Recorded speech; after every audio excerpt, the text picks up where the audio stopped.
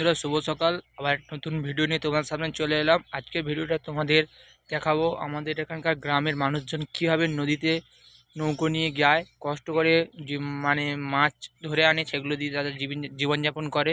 শেষে তোমাদেরকে দেখাবো। আর এর আগের ভিডিও তোমাদের দেখিয়েছি যে কীভাবে মানুষ চাষবাস করে। আজকের ভিডিওটা সম্পূর্ণ আলাদা হবে, তা তোমরা ভিডিওটা দেখতে থাকো, দেখাচ্ছি। দেখতে পাচ্ছ এইসব ছোটো ছোটো নৌকো নিয়ে আমাদের এখানকার মানুষজন নদীতে চলে যায় মাছ ধরতে।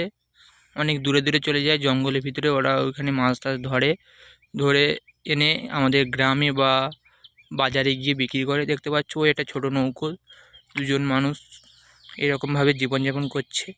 ওরা মাছ ধরছে, এই মাছ নিয়ে গিয়ে হয়তো সংসার চালাবে, না হলে হয়তো বয়সী মাছ হলে সেগুলো বিক্রি করে তারা জীবনযাপন করবে, তারা সেগুলো বিক্রি করে সংসার চালাবে। এইভাবে খুবই কষ্টের মধ্যে এখানকার মানুষ জীবনযাপন করে। দেখতে পাচ্ছ কীভাবে। আর এখানকার নদী বাঁধ দেখতে পাচ্ছ তোমরা, অবশ্যই নদী বাঁধ কেমন। এই কিছুদিন আগে যে ঝড় হলো, এই ঝড়ের সময় আমরা এইসব পেপার টেপার দিয়েছি, এইসব আমরাই করেছি যাতে আমাদের গ্রাম রক্ষা করতে পারি আমরা, যাতে জল যাতে না ঢুকতে পারে নদী থেকে। এই জন্য এগুলোই আমরাই করেছি।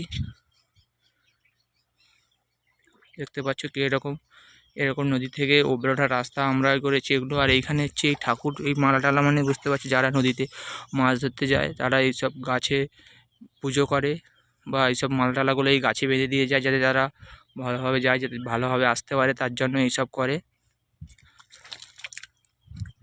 তা আজকের ভিডিওটা এই পর্যন্ত থাকলো। পরবর্তী ভিডিও খুব তাড়াতাড়ি আসছে, দেখতে থাকো। আর লাইক, কমেন্ট, শেয়ার আর সাবস্ক্রাইব করতে ভুলবে না।